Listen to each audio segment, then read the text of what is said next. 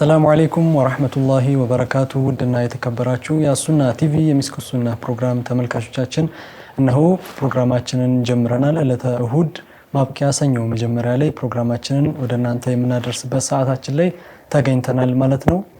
ሁላችሁም አብራችሁ እንድትቆዩ በአክብሮት እንጠይቃለን። እንግዲህ ዛሬ ኡስታዝ ሃይደርም ሐጃ አጋጥሟቸው እኛ ጋር አይደሉም። እኛው ሶስታችን ነው የምንገኘው። ፕሮግራማችንን የምንመራላችሁ ወደ እናንተ ፕሮግራሙን ዛሬ የምናቀርብላችሁ እኛው ሶስታችን እንሆናለን ማለት ነው።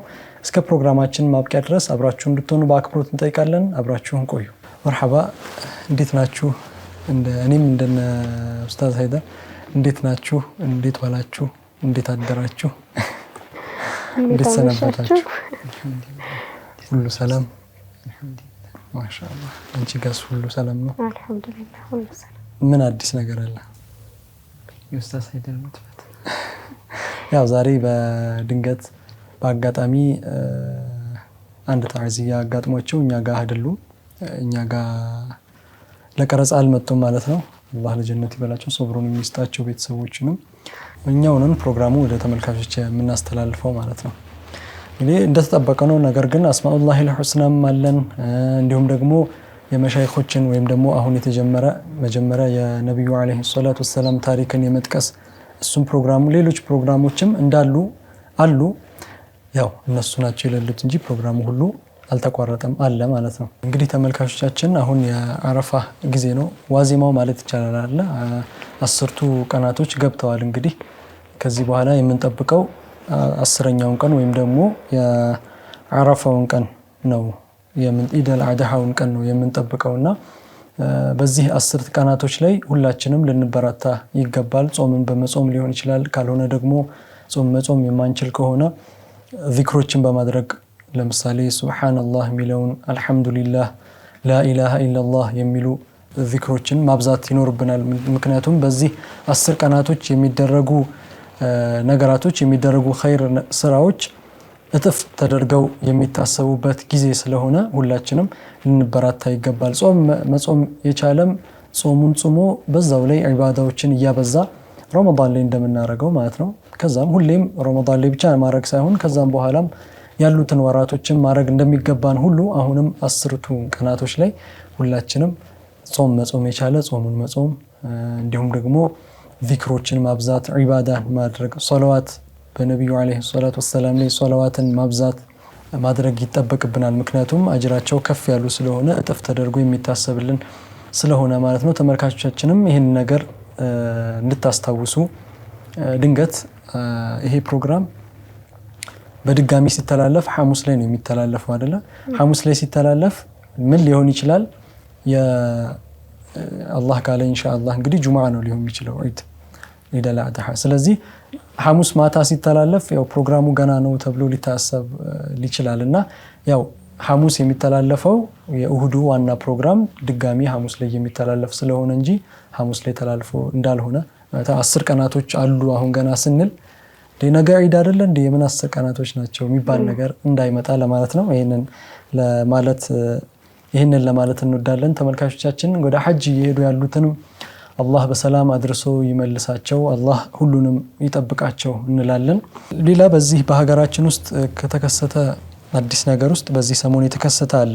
በቡኖ በደሌ ዞን የበደሌ ከተማ የቡሊቲ አዳ የተባለ መስጂድ ተቃጥሏል ተብሎ ነበርና የተወሰኑ ኮሚቴዎችም ሂደው ነበር ለማጣራት በምን ምክንያት ነው የተቃጠለው የሚለውን ነገር ለማጣራት ሂደው ነበር። በዚህ በምስሉ ላይ እንደምትመለከቱት መስጂዱ እንዳለ ማለት ይቻላል ተቃጥሎ ነው የሚገኘው።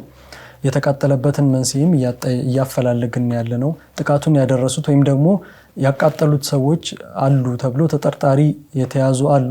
ከዛ መካከል ደግሞ እኔ ነኝ ያቃጠልኩት ብሎም የመሰከረ አለም ብለዋል።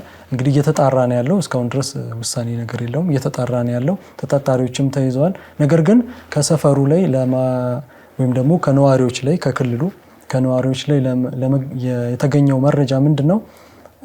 ምን ብለው ተጠይቀው ነበር? ከዚህ በፊት መስጂዱ ከመሰራቱም በፊት ወይም ደግሞ እየተሰራ ያለ መስጂዱ ይሄንን ጥቃት የሚደረግ ወይም ደግሞ አለመግባባቶች ተከስተው ነበር ወይ በማህበረሰቡ ላይ? ይሄ መስጂድ ሲሰራ ይሄ የኔ ቦታ ነው ወይ እንደዚህ ነው እንደዚህ የሚል ነገር ክርክር ወይም አለመግባባት ተከስቶ ነበር ወይ ተብሎ ተጠይቆ ነበር። ይሄንን ነገር እንዳይደርስ ወይ ደግሞ ይሄ የደረሰው በዚህ ምክንያት ነው ተብሎ ሊጠና ማለት ነው። ነገር ግን አይ እንደዚህ አይነት ነገር አልነበረም፣ ሰላም ነው የነበረው ብለዋል። አብዛኞቹ የሚጠቅሱት ነገር ምንድነው? ይህንን ነገር ሰው አውቆ ሳይሆን ያደረገው። አንዳንዶቹም ይጠረጠራሉ ተብሎ የገመቷቸውም ሰዎች ምን አይነቶች ናቸው? አውቆ የተደረገ ነገር ሳይሆን አንዳንድ የአእምሮ ችግር ያለባቸው ሰዎች ያደረጉት ነገር ነው የሚልም መልስ ተሰጥቷል። እንግዲህ ሁሉን ነገር በኋላ ከጊዜ በኋላ ከብዙ ምርመራዎች በኋላ የሚታወቅ ነገር ይሆናል። ነገር ግን ከጎኑ መድረሳ አለ፣ ትልቅ መድረሳ 300 ተማሪዎችን የሚያስተምር ከግቢው ውጪ ስለሆነ ወይም ከመስጂዱ የመስጂዱና የመድረሳው ግቢ አንድ ላይ ስላልሆነ መድረሳው ተርፏል፣ መስጂዱ ብቻ ነው የተቃጠለው ተብሏልና ይሄንንም ለማሰራት ርብርብ እየተደረገ ነው። ከዚህ በፊትም ሲሰራ ይሄ መስጂድ የመድረሳው ተማሪዎች አዋተው፣ ወጣቱም አዋቶ፣ ማህበረሰቡ አዋቶ ነበር ይሄ ነገር የተሰራውና አሁንም ኢንሻአላህ በድጋሚ ይሄንን ነገር ለመስራት እየጣርን ነው ብለዋል። እንግዲህ አላህ ይጠብቃቸው፣ ምንም የተጎዳም ሰው የለም ተብሏል። አልহামዱሊላህ አላህ ይጠብቅልን። ከሀገራችን ውስጥ ያለው መረጃ ይሄ ነው። ከውጭ ደግሞ ያው እስራኤል እንዳለች ናት። ያው እሳቱም ጠፍቷል እሷ ጋር እሳቱም ቢጠፋ ነገር ግን ወደ ፍልስጤም ላይ ወይም ደግሞ ጋዛ ላይ አሁንም ድብደባ እያደረገች ይገኛል። ባለፈው በዚህ ሳምንት ብቻ ራሱ ማክሰኞ ወይ ሮብ አካባቢ ላይ ከ80 በላይ ሰዎች ሙተዋል ጋዛ ላይ ማለት ነው። አሁንም ድብደባ እያካሄደች ነው የሚገኘው። ምግብ እንዳይገባ እያደረገች ነው የሚገኘው። አላህ ነስሩን ይስጣቸው፣ እንግዲህ ይጠብቃቸው ሁሉንም እንላለን። አሁንም ቢሆን እየተማረች አይደለም፣ እሳትም ተቃጠለ፣ እየተማረች አይደለም ያለችው። አላህ ይጠብቃቸው ሁሉንም እንላለን። ካፍታ ቆይታ በኋላ ተመልሰን እንመጣለን። ተመልካቾቻችን አብራችሁን ቆዩ።